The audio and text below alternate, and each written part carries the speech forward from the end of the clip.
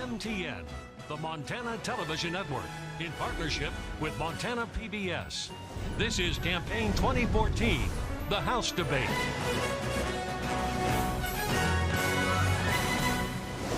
Made possible thanks to support from the Greater Montana Foundation.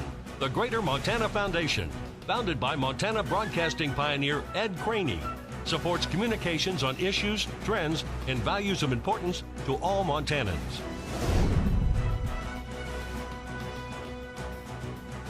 Debate night here on the Montana Television Network. We thank you for tuning in tonight.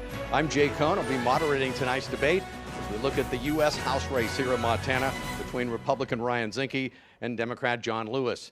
This is a big week for this campaign. These two candidates met in a radio debate earlier this week in Billings, but tonight is the only televised face-to-face debate between the two candidates, at least that we know of at this speaking. We'd like to welcome our audience tonight statewide on the Montana Television Network stations. We're also coming to you statewide on Montana PBS stations across the state of Montana. And we're also going nationwide tonight on C-SPAN. So wherever our viewers are tuning in, we welcome you to Montana's U.S. House debate. Just a few ground rules to go over. We'll have no opening statements tonight. The candidates will be answering questions from our panelists. We'll be giving 60 seconds for those answers, and each candidate will then have a 30-second rebuttal. They'll have 2 minutes for a closing statement. They will be taking a 1-minute break midway through. Some quick ground rules for our audience. We're here from the Riverside Country Club in Bozeman with a small group of campaign friends, family on both sides of the aisle here. We're asking everyone to hold their applause to the very end. We're all adults, and we're not going to answer our cell phones during this debate as well. Let's do our first introduction, first of all, for Republican nominee Ryan Zinke. Ryan, nice to see you here. Ryan is a third-generation Montanan. He is a standout athlete at Whitefish High School. He was a standout in several sports. He went to the University of Oregon on an athletic scholarship, earning a degree in geology, a Bachelor of Science degree. He's had a 23-year career with the military in the U.S. Navy, 2 stints with the Navy SEALs. In 2008, he was elected to the Montana State Senate, where he chaired the Senate Education Committee, and just a couple of years ago, he ran for lieutenant governor. He is also the CEO of a consulting firm that specializes in advanced technology for aerospace and oil and gas. He and his wife, Lolita, have 3 children. Ryan, welcome tonight. Great to be here. Now we welcome Democratic nominee John Lewis. John is a 4th-generation Montanan. He and his wife, Melissa, have 2 children, Kate and Jackson. John Lewis was born in Billings, a Magic City boy, but he was raised in both Billings and Missoula. Most recently, he served as state director for Senator Max Baucus, a position he held for 4 years, supervising a staff of 20. He's a graduate of Western Washington University with a degree in political science and communications. And he touts his top legislative accomplishments as tackling veterans' unemployment issues and also helping many Montana communities wade through the bureaucratic red tape for flood disaster following the 2011 floods in Montana. John Lewis, good to see you tonight. Good to see you, Jay. And it's my pleasure to introduce you now to our panel, who will be asking our candidate questions. First, we welcome Donna Kelly, right in the middle of our, on this end of our panel questioning. Donna is from KBZK Television. She's been with the Bozeman station now for 8 years. Donna also worked prior to that for many years with CNN in Atlanta, and she wanted me to tell you that she also had several overtures to work for Fox as well during those years. I can tell you that Donna and I started our television careers together, let's just say many decades ago, at a small television station in Helena, Montana. Donna, good to see you tonight. Jill Valley is sitting in the middle of our panel tonight. Jill is from KPAX TV. She's been anchoring the news there for 22 years. She is a 6-time Montana Broadcaster of the Year. Jill, good to see you tonight. Last, certainly not least, is my co-anchor at KTVQ Television in Billings. Please welcome Janelle Slade. She is a 2-time Montana Broadcaster of the Year. She went straight from college to Q2, spent a few years on the dark side in communications and public relations, but we welcomed her back to Q2 a couple of years ago. So that is our panel tonight. But I get the first question, and let's get going because we just have 1 hour to get through this. I'm sorry that took as long as it did. John Lewis, we flipped coins, and you get the first question tonight, at least answering it, and it comes from me. As we speak, Congress has an 8% approval rating. The calling card of Congress is partisan gridlock. This is a do-nothing Congress on steroids, this past Congress. So my question is, why in the world do you want to join this esteemed group? And what can you do, what do you bring to the table to change this culture in Washington that has our country stuck on hold? Sure. Thank you very much, Jay. I want to thank Montana news stations for hosting this debate, and welcome Donna and Jill and Janelle for being panelists.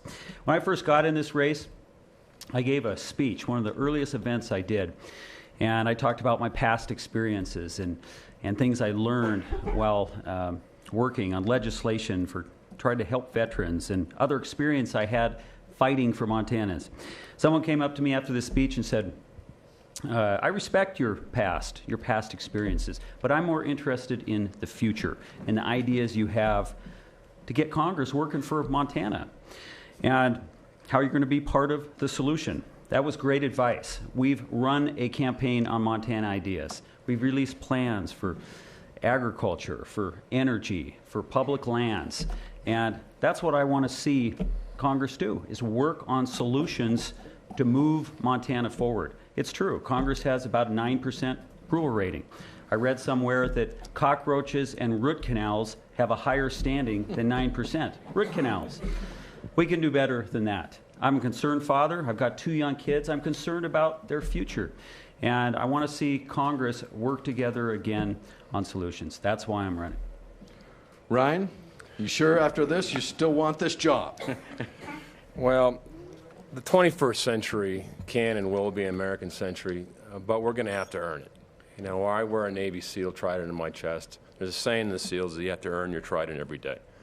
And in our country, we have to relearn how to earn our liberty and have an economy that we can have jobs and obtain the American dream. And it is about the American dream and families. And in Montana, we struggle. Our nation struggles. No one trusts the government. No one trusts Congress. No one trusts the administration. We have to restore trust. We have to make sure our economy is prosperous. And today's debate, I think, will highlight some different contrasts between the candidates, and I think the choice will be clear. Mr. Lewis, any rebuttal for either one? Well, I've, like I said, focused this campaign on the future and ideas on the future. And so far in the campaign, I've heard very little about ideas for the future from my opponent. I've heard about what he was doing in 1988. This race is not about what we were doing in 1988.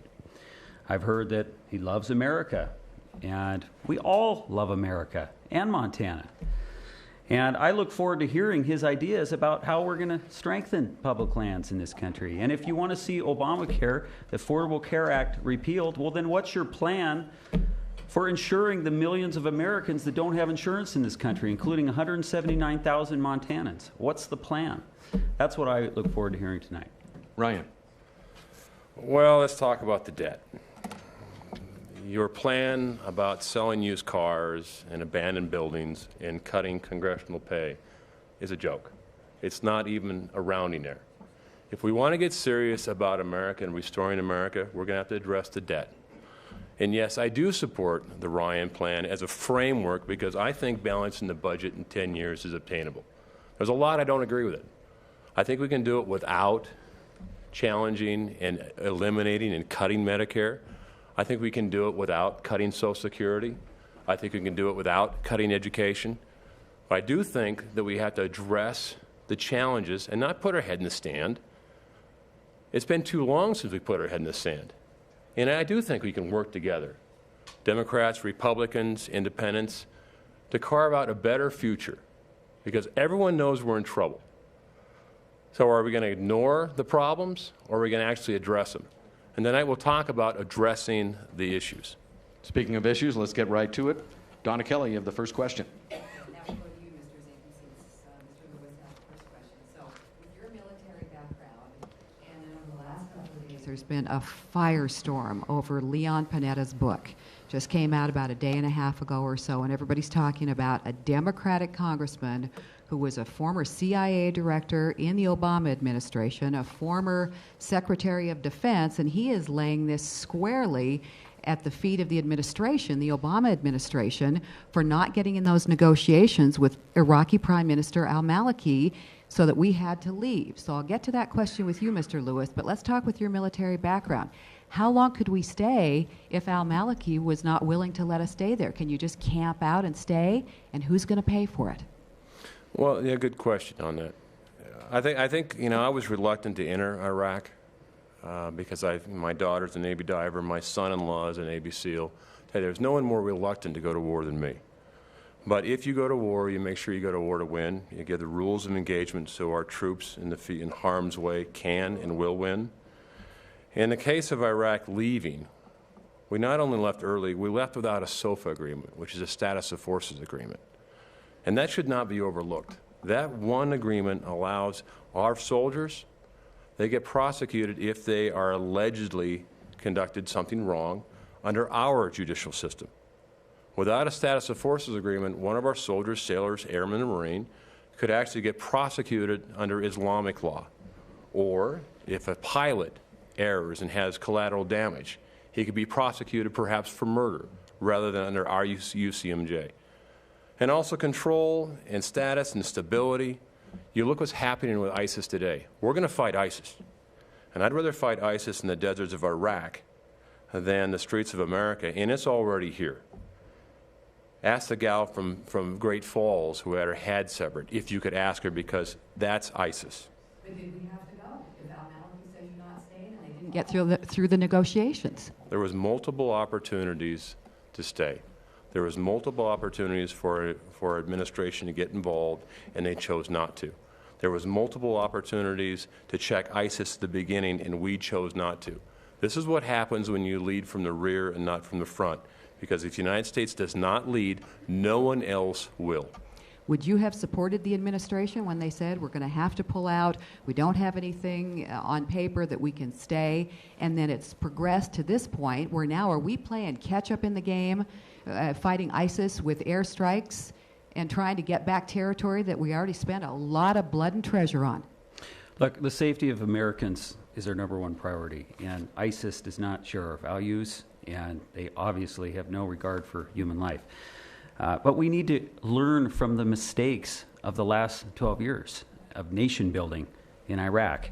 And when I hear I'd rather fight that war in the deserts of Iraq than here at home, I think that's a simplistic way of looking at the problem. They estimate there are 1 billion Muslims in this world. They're not all in that region. 1 billion Muslims. Out of that 1 billion, they say about 15% are Islamic extremists. If it's 15%, that's 150 million Islamic extremists. The idea that we can just bomb our way out of this problem is not realistic to me. For both of you, airstrikes now to try and gain back some of the ground that ISIS has taken, but will there have to be boots on the ground? Look, I support doing whatever we need to do to keep our Americans safe, and the security is our number one priority. That's what I said first. But we need to be thoughtful about our approach. And number one, Congress needs to debate this issue and authorize force, fulfill their constitutional responsibility. And how much is it going to cost? What's the budget? What's the end game? And I just don't think the correct response is to instantly say we need to put troops on the ground into Iraq. My opponent called for economic sanctions against ISIS. Now tell me how you put economic sanctions against a non-nation state. Maybe we should perhaps write a tersely worded letter. The issue is that ISIS is a danger. It's a danger to here. I think you have to have a three-pronged approach. You have to shut down our southern border. Our southern border is no longer an immigration issue. It's a security and an immigration threat. A nation that can build a Panama Canal in the 19th century certainly can build a fence in the 21st. Secondly, unfortunately, it's going to call for America to lead. And you cannot control ISIS by air alone. In the words of General Conway, four-star, former Commandant of the Marine Corps, there isn't a snowball's chance in hell that air operations will work, and I agree. Secondly, you limit our ground forces to special forces, to supplying support. We make sure our coalitions that we choose are watched and efficiently trained, and limit our involvement, but make sure that ISIS is destroyed. Quick follow-up, because no one answered how we're paying for this. We've already put 2 wars on the credit card. Would you be willing to support a war tax to support, as Donna said, a perpetual war that we seem to be in? Look, there's 2 clearly different approaches to this situation here on this issue. And I'm saying we need to be thoughtful and responsible in decisions. No, a letter is not going to get the job done. But this is somebody who called for invading Mexico a few weeks ago because we have an American in jail in Tijuana. That's not the kind of judgment I want representing me in Congress. And his instant reaction to the president's announcement that we would have airstrikes was, let's send in more troops. He also said a couple years ago that when the president announced that women should serve in combat roles in this country, he said, that is nearly certain to cost lives, women serving in combat roles. That's not the judgment we need in Congress, and it's a good question, Jay. How much is this going to cost? And it needs to be debated in Congress and authorized. Quick rebuttal, Ryan. How do we pay for this? We pay for it by having a strong economy. A Navy costs money. Bridges, schools, infrastructure. That all costs money, paying for Medicare, Social Security. We need a robust economy. And John, I know you didn't serve, but Tiramisu is a Marine that has been languishing in a prison in Mexico for over 6 months. Every man, woman, and I've served both, and I've commanded both. Everybody that serves in this country makes sure that America has their back. And when America doesn't have their back, like Benghazi, like Mexico, what happens is it sends a signal to every veteran fighting, you know what, America's not going to be there. I did not advocate invading Mexico. I advocated the president doing his duty and doing by all available means to get the young Marine back. Next question goes to Jill Valley. All right, I'm going to start with Mr.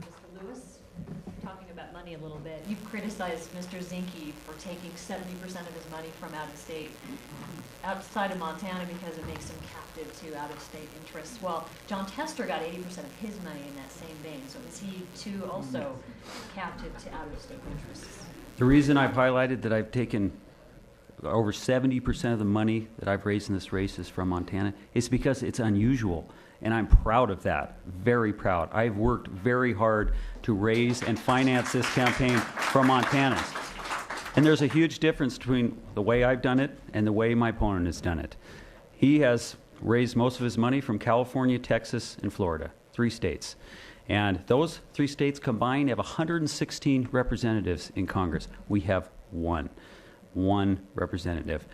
Look, I said from the beginning, we're going to run a Montana campaign on Montana ideas and financed by Montanans, and I've worked very hard at that, including contribution from all 56 counties. So I'm very proud of that record, and comparing it to the 2012 election is comparing apples and oranges. In that election, $50 million was spent in Montana in the Senate race alone. That's disgusting to most Montanans.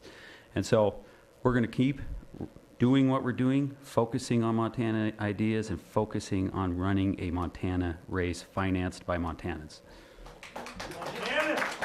Well, I'm not going to apologize for having a national stage. I'm not going to apologize for going to different states and having coalitions between different congressmen. But the facts are this. I have 18,000 donors. Most of them are small donors. That 18,000 donors compared to about 3 represents veterans and seniors that share a common idea, that America is exceptional. Do I like the fact that you have to reach out of the state? No. Max Bach has had about 90%. No one criticizes that. But the fact of the matter is, having a national platform means you can do national things. It means you can reach into coalitions and meet other congressmen. Because we only have 1 congressman in the state of Montana. 1 out of 435, not a lot of vote. You're going to need to gain coalitions, friendships, relationships based on American exceptionalism.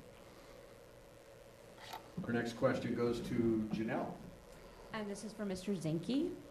I'd like to address where most of our Montana voters see the 2 of you, and that's on television in political ads. Mr. Zinke, in one of your ads, you repeatedly reference your milestones in life versus John Lewis's age.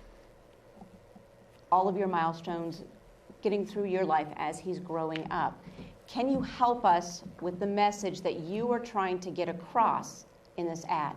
Yeah, more leadership, less politics. I've spent my life leading. I have an MBA, an MS in finance. I've done education. Being a naval officer is more than just leading troops into combat. It's also looking at challenging, complex problems and finding solutions that are real. I've sat down with warlords and agreed back and forth on solutions. I can certainly sit down between Democrats and Republicans, as I did in the Senate, to find real solutions. You continually bring up his age. Do you feel that because you are older, you make a better leader? So the older someone is, the better leader they are? No, I bring up a comparison of two lives, and it's a positive campaign. I've had a lot of experience. I've done a lot of things in my life. I've been more than a Washington staffer. I've been more than in politics. I've been a business guy. I understand the private side. I've been an educator. I understand education curriculum. I know how to lead. And most of all, I know how to solve problems. Because the problems facing our country are large and daunting. But they are fixable. I mean, we created them. And we can fix them. John Lewis, rebuttal. Look, age is arbitrary. What you stand for and why you're running for this position is not. If he were running against Teddy Roosevelt, he'd tell him he was too young. If he was running against Ronald Reagan, he'd tell him he was too old. Look, I can't do anything about the fact that I was born in 1978. But my experience is very relevant to what we're trying to do here. I've worked on legislation in D.C., helping veterans. I've worked on issues right here in Montana. I've been to all 56 counties, helping seniors get a Social Security check. So that experience is very relevant. Age, look, I go back to what I said in the very beginning here.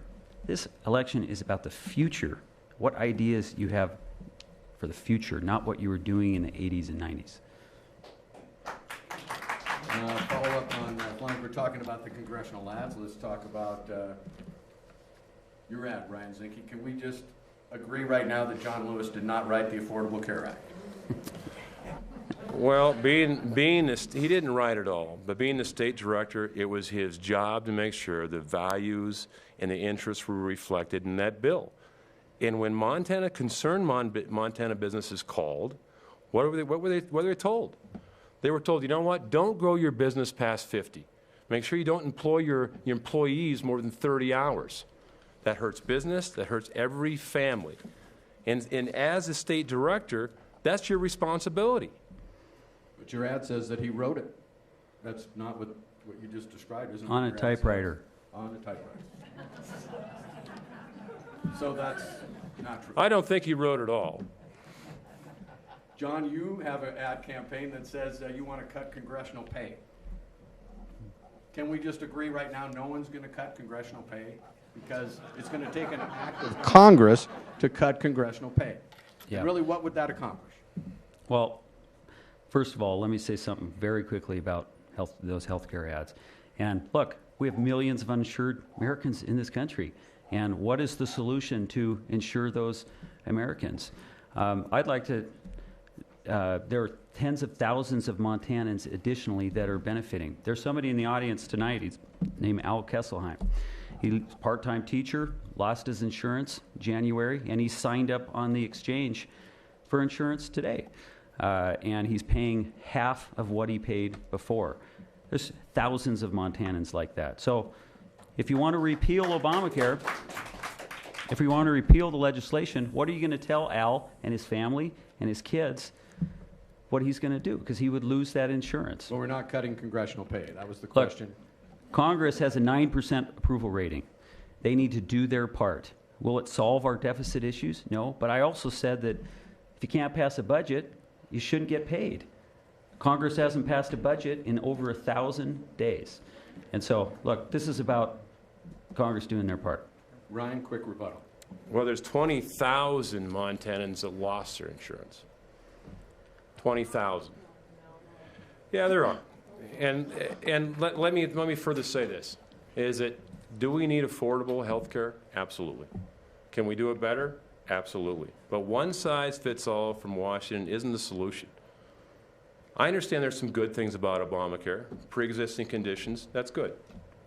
But we're going to see more and more people lose their insurance. What makes you think that if you couldn't afford insurance before, that all of a sudden you magically get a subsidy and you have a $9,000 deductible? What makes you think you can pay that $9,000 deductible if you can't afford insurance in the beginning? You can't. So there are a lot of ways to make sure we have affordable health care. Pooling, tort reform, look at individual health care accounts, low-cost clinics. There are a number of things that make a difference to Montana, which is an aging population. Okay, we're going to get into right. Obamacare, I'm sure, later.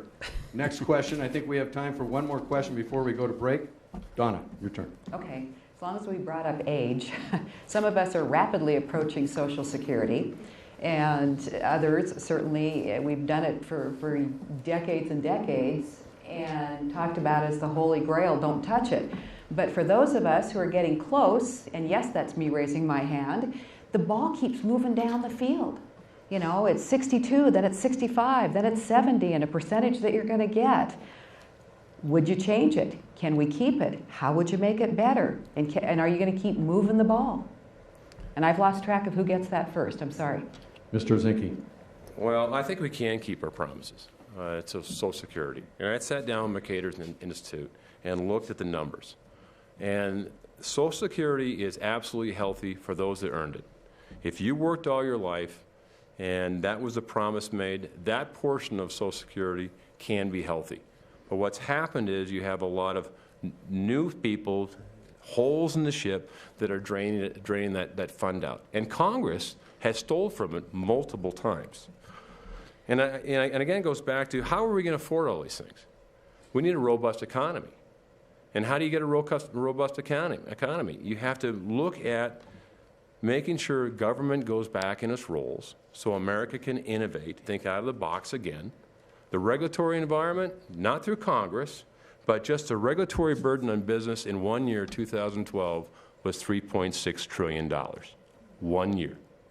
When you look at that amount of overburdened regulation, doesn't involve clean air, clean water, it's just stifling innovation. And secondly, energy independence. I'm an optimist. If we focus on those two things, then we can keep the promises. We can make sure we honor our veterans, the pledges. And there's a lot of expenses out there. But $18 trillion, I think 10 years to balance the budget is a reasonable amount of time. I think we can accelerate our economy to make sure we have a prosperous economy moving forward, and we can fix it. I'm positive we can. This right here is the clock. When it gets to zero, that's 60 seconds, and that was about 1:30 on your answer. Oh, I have one left. John, your rebuttal. I didn't hear an answer in that response about Social Security. 1 in 5 Montanans enjoy the benefits of Medicare and Social Security. If we do nothing today, the Social Security Trust Fund will be solvent until 2033. But we do need to do something and keep it solvent for many years after that. I support an idea that's endorsed by AARP, and that's to raise the payroll tax cap. And for people that make over $117,000, they need to continue to pay into that Social Security Trust Fund so we can keep it solvent. For those that have... For how long?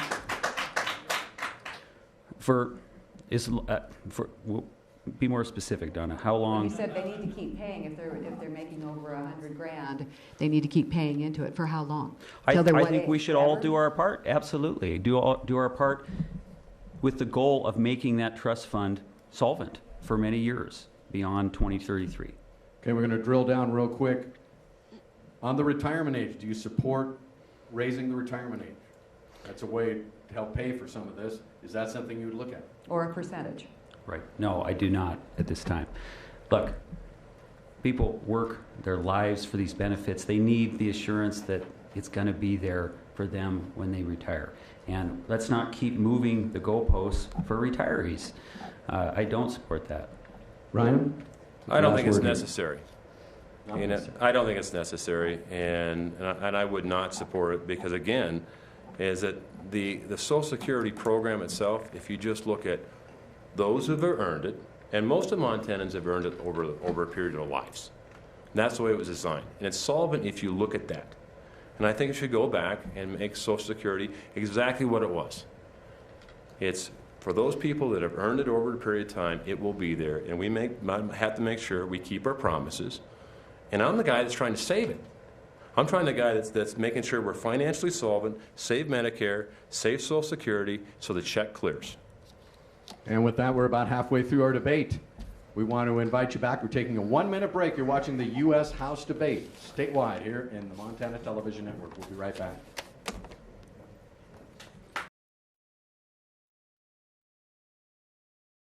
Welcome back to Campaign 2014, the House debate on MTN and Montana PBS. We welcome you back here to Bozeman, where we are listening to the U.S. House debate between Republican Ryan Zinke and Democrat John Lewis. I'm just going to throw out a quick question about personality. Since all we get to do is watch these ads with you guys, I want to give you guys an opportunity to tell us a little bit about yourself. What inspires you? What's perhaps your greatest accomplishment so far? Just get out of the facade a little bit. Just tell us a little bit about Ryan Zinke. Well, I love to fly fish. My greatest accomplishment is marrying my beautiful wife, who's here today. I love my kids and my grandkids. I'm proud of my daughter, who I told two things: don't join the Navy and don't marry a Navy SEAL, and she did both. My young sons are doing well. And you know what I care about? I care about working families in Montana and making sure, I'm a blue-collar kid. I grew up 3 generations of master plumbers. And what matters to me is making sure our kids have the same legacy and opportunities that I had as a kid. I had a wonderful childhood, growing up in Whitefish and born in Bozeman. I want to make sure my kids and your kids had the same experience. Maybe you'll be able to put those plumbing skills to work back in Washington if you're successful. John. Sure. Well, tell us a little about your personality. Yeah, well, my family inspires me as well. If you get off the campaign trail, you go home and do the main job. I got an 8 and a 6-year-old, and we just last night coached 2 games of soccer. My wife's the head coach. I'm the assistant. And daughter's 8 years old, and soccer's getting to that serious level. Refs, serious parents. I looked over at a game a week ago, and there were people tailgating at the game. And I thought, soccer's gotten serious. But look, I want them to have what I had growing up in Montana. We're all in Montana because we want to be here. It's the way of life. It's what we have in Montana. And I worry about the future. With what's going on in Congress, going crisis to crisis to crisis. And so I'm a solution-oriented person, and that's what I want to do in Congress. All right, let's get back to some of the issues now. Appreciate your candor there. Joe Val. Yeah, we're going to go back to Obamacare, affordable health care. For Mr. Zinke, I got a question from a business owner in Hamilton named Paul, and he said for 25 years as a Montana business owner, he paid a lot to medical insurance over the years, really didn't get any payback. This is the first year he's had Obamacare. He says it's proven to be the first reliable health insurance of his working life, and he's worried about your campaign ad that promises to eliminate that, and he is worried what will you replace it with, and we talked about that a little bit earlier, but specifically to reassure Paul of Hamilton, is that still going to be there for him, because that's what he needs to survive and to fund his family's health care? Well, he's one of the few, but I agree that the Obamacare does work for some. And I use the term abandon, meaning that when a ship is sinking, I think Obamacare is sinking. And when a naval officer is abandoning a ship, he doesn't jump in the ocean. We make sure that you go to a safer, smaller, more stable vessel. And there's a lot of ways to make sure Montana is represented in how to do health care better. Tort reform being one of them, business pools, individual health care accounts, low-cost clinics, tax deductions. Ultimately, what we want is quality health care. We want to make sure we have access and affordability. And I think one size does not fit all. I think Montana has an aging population. We're rural.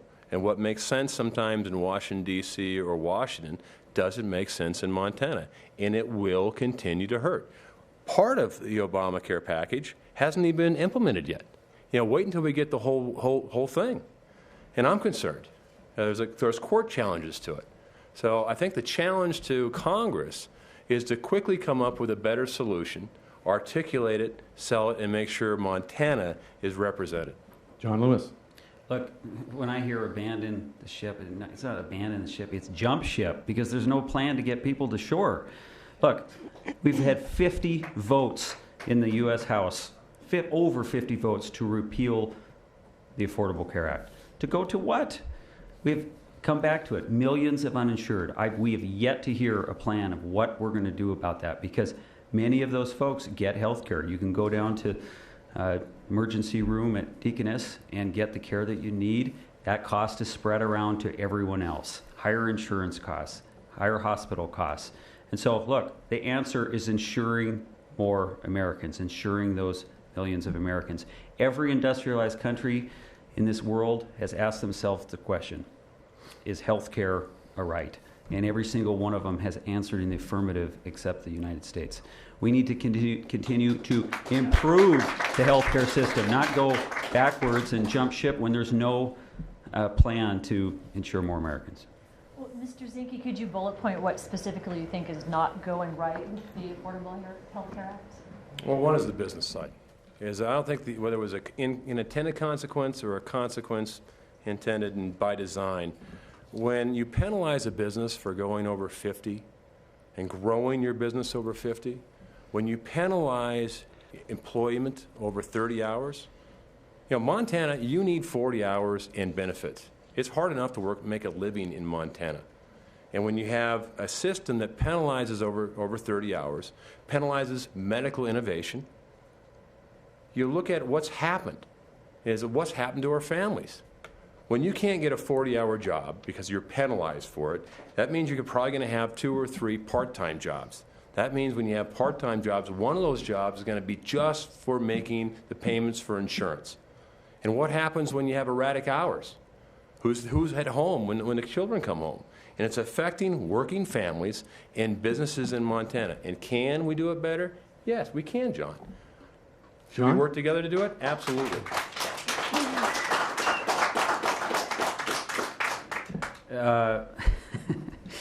Look, I'll tell you what's affecting working families. It's not having insurance and higher insurance costs and the high cost of health care. That's what's affecting working families in this country. And this scare tactic that businesses are going to pay this huge price just isn't true. I just read an op-ed the other day. I believe in competition in the insurance marketplace. We've got 3 companies offering insurance through the exchange: Blue Cross, Pacific Source, and the Montana Co-op, providing competition amongst each other. Companies that have over 100 employees, well, they currently may have a group plan through Blue Cross Blue Shield. Rates have been going through the roof. Here's their options: get a new group plan through one of those other companies like the Co-op, or dissolve the Co-op and send individuals into the insurance market where they're going to pay less for insurance, and the company is going to pay less for insurance. States that don't have competition, like Wyoming, one insurance company offering insurance on the exchange has the highest insurance rates in the country.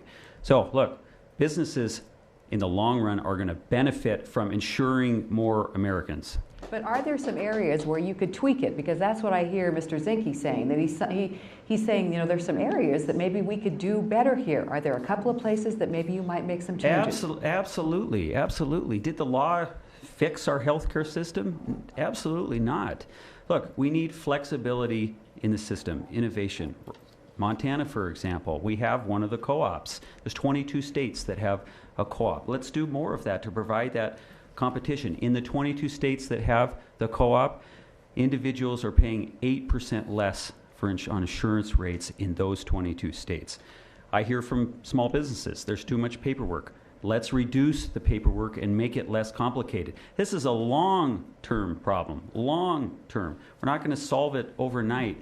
We need to keep doing things to make the law flexible and fix the things that aren't working. What about, there's a woman on this panel who has a pre-existing condition.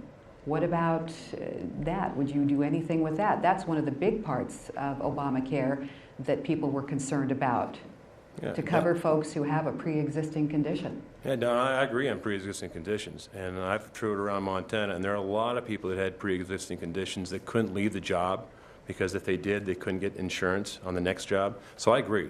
That's a very good part. But what happens in Obamacare in a few years when 14% is a raise in home health care? This is, Montana's an aging population. What happens when Medicare payments are reduced? What happens to our urgent care facilities when we don't have the premium on Medicare? So there's a lot of issues in Montana that don't fit a model of Washington, D.C. or larger urban states. And Montana's rural. And we forget the power base of this country is on the west and east coast. And what about Montana? What about Wyoming? What about, South and North Dakota? We're rural, and we have to protect our rural interests. And I think we can do it better. But there wasn't one Republican vote on Obamacare.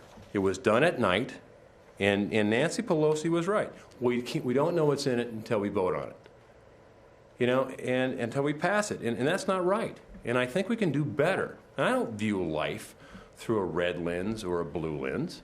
I view life through a red, white, and blue lens. And I think we can do it better. So just to follow up, go ahead, John. There were no solutions there about health care. What I heard was all the problems we have in the healthcare system. I didn't hear one idea about solving the healthcare crisis we have in this country. And look, I'm somebody that's solution-oriented and is going to be focused on that if I'm fortunate enough to serve. Janelle, let's move on to another issue. Okay. Let's talk energy. Mr. Lewis, are you in favor of developing 2 proposed export terminals in the state of Washington to deliver Montana and Wyoming coal overseas? Well, it's a complicated situation, number one. And for one, look, Montanans deserve and need to have markets to send our products, our commodities, whether it's coal, whether it's ag products, whatever it is. And we have a lot of congestion on the railroads today. And so the question we have to ask ourselves is this: do we want Washington, D.C. to come in and solve this decision for us, or do we need to figure out a solution between our states? Because I don't think it's fair that one state can tell our state that we can't send our commodities through that state, no matter what the commodity is. We also have commodities coming from the West Coast that travel through Montana. What if in Montana we said that can't come through Montana anymore? So this is a complicated question. And we need a solution, and I think it needs to come from Montana and Washington State so that we can get our products abroad. Ryan Zinke. Well, I don't think it's complicated at all. The answer is yes, we need them. And any energy plan, John, your energy plan didn't have oil and gas. And if you don't have an energy plan that supports oil, gas, and coal in Montana, it isn't an energy plan for Montana. And you can do it better. You can spend money on research and development to make clean coal, which we should. But our gas plan in this country is enormous, and we should leverage it. Look at the coal trains going through Missoula. Each coal train is $300,000 of revenue to Montana. 24% of the oil production tax goes to K-12. If we want new schools in Montana, which we should have, roads, highways, infrastructure, sewer system, how are we going to do it? We have to use our energy resources wisely, which we can. We don't have to take North Dakota as a model of excellence. We can do it better in Montana. But we need to develop our resources wisely, and we need to develop them now. We can be energy independent in this country for 5 years. So let's do it. The rail lines, No, go ahead. Yeah. the rail lines are already crazy busy, for lack of better terms. We're already pushing through oil and coal, and we're pushing wheat off of our rail lines. Yes, ma'am. With these 2 export terminals increasing the coal heading to the West Coast, how are we going to handle it, and what are you going to tell communities? Well, I did talk to Matt Rose, and he's the CEO of Burlington Northern Santa Fe Railroad. And it is an issue that we need to build pipelines. The Keystone Pipeline is one of many. But you remember my opponent in the last debate talked about trucking. We're not going to truck oil. We need to build pipelines.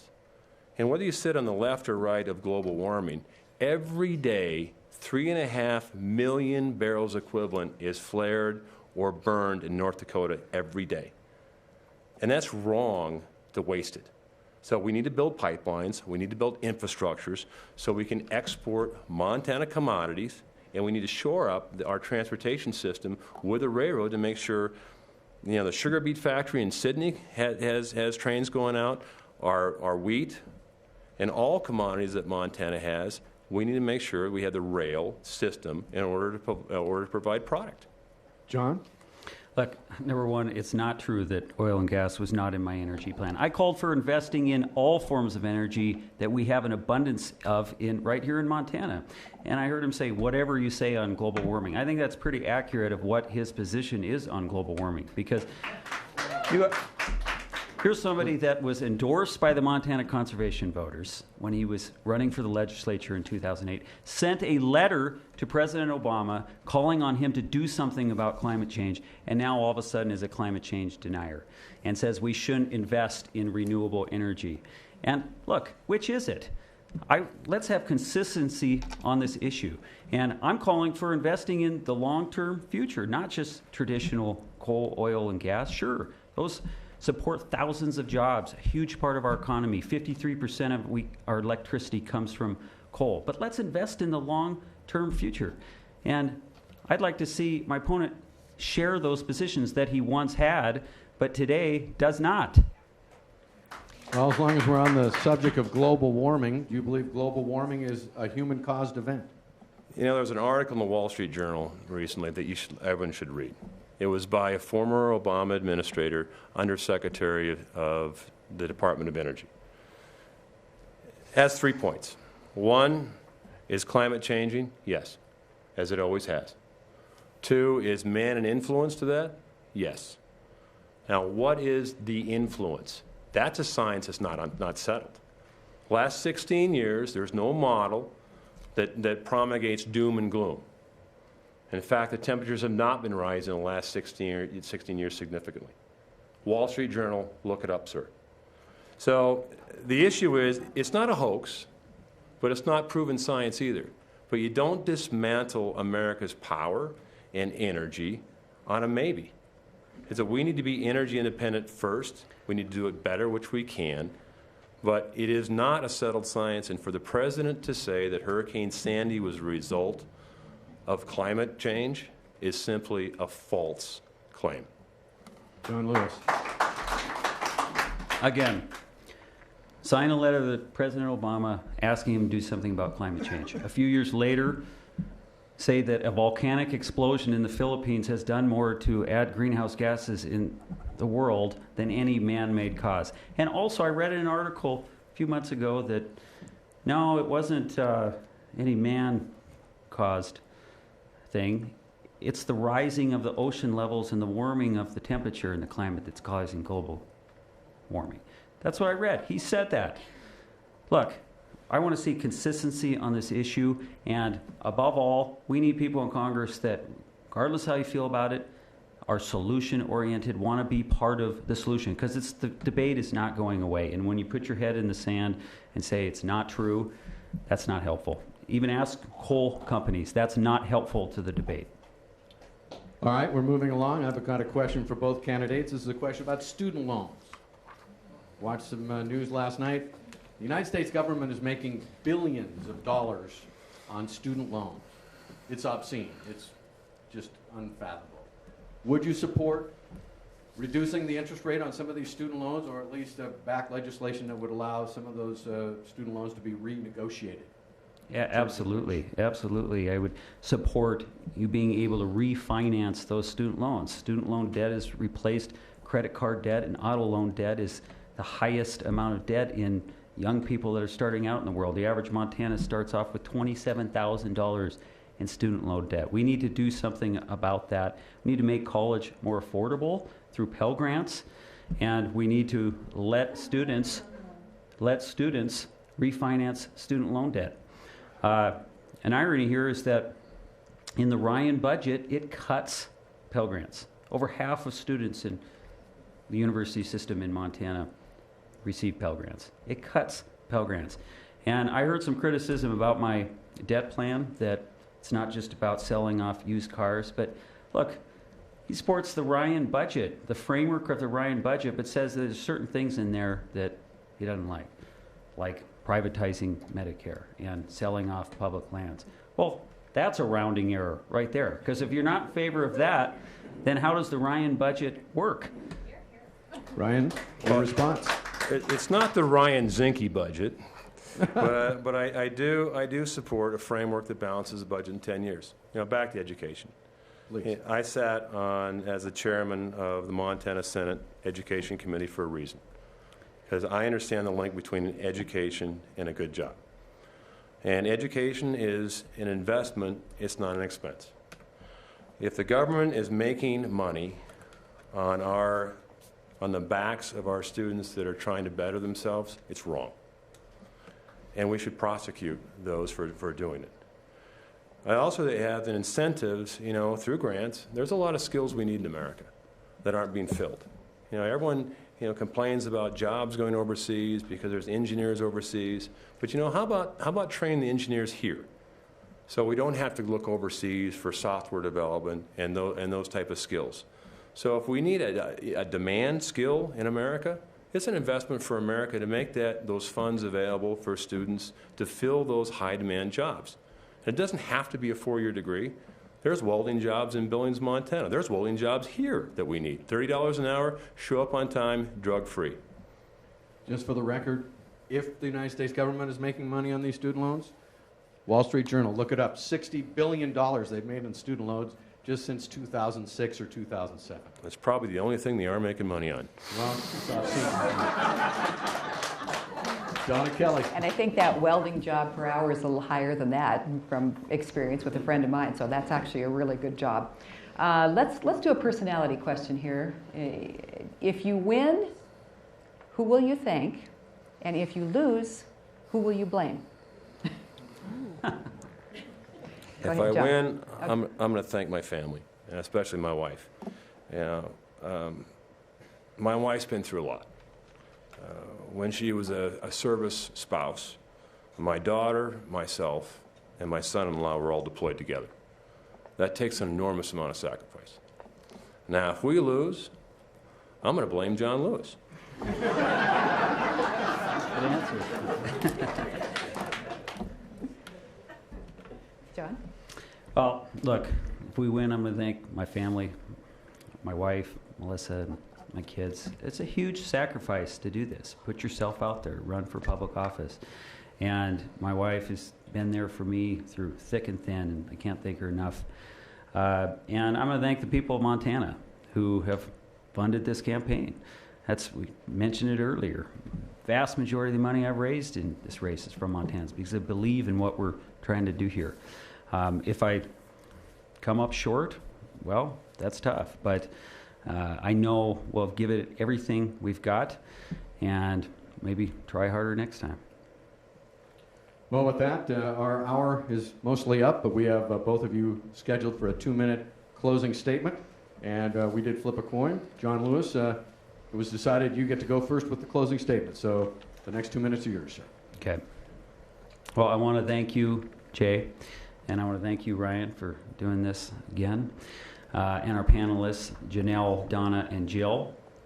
Tonight and throughout this election, you've seen a clear choice in this race and the approaches that we would take to issues in Congress. If you want a show horse in this race, then Mr. Zinke is your guy. If you want a workhorse, then I'm your guy. I promise that if I'm fortunate enough to serve, I will spend every day working as hard as I can on Montana issues, remembering who we serve. This race comes down to who has the best vision for Montana. When it comes to public lands, we need somebody that's going to be a champion for protecting public lands and furthering access. Let's be proactive. Let's get better access. We need somebody who will be a champion for Medicare and Social Security, not support proposals that would privatize Medicare and take away benefits from seniors.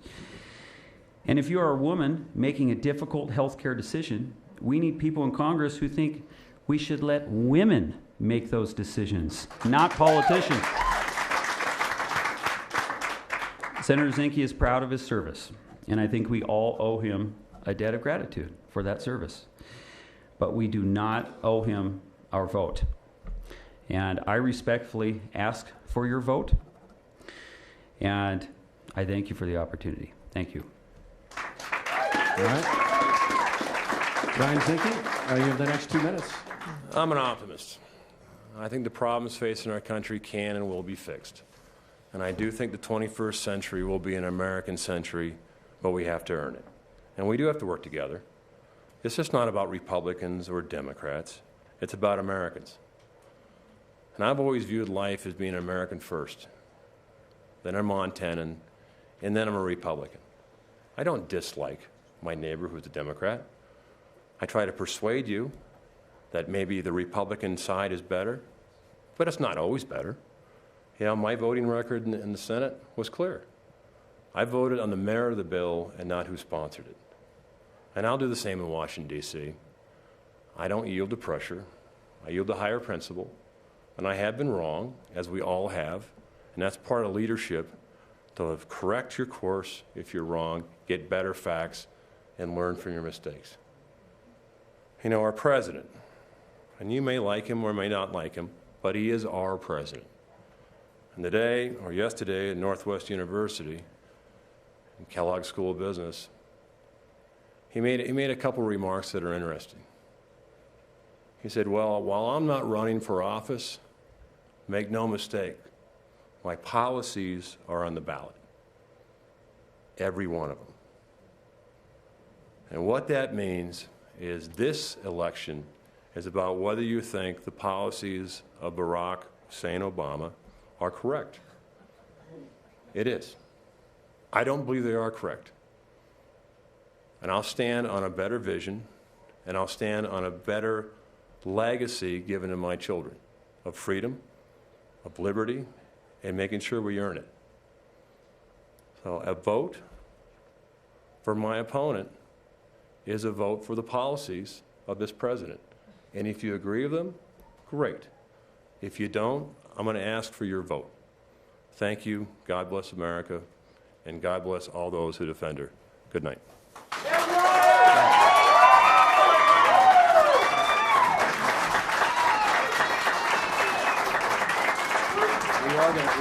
Thank you, gentlemen. And thank you for all here in the audience and your attention tonight. Also, for those of you watching on Montana PBS, we invite you to stay tuned. In the next half hour, we'll be joining our panel along with political science professor David Parker from MSU as we analyze this debate.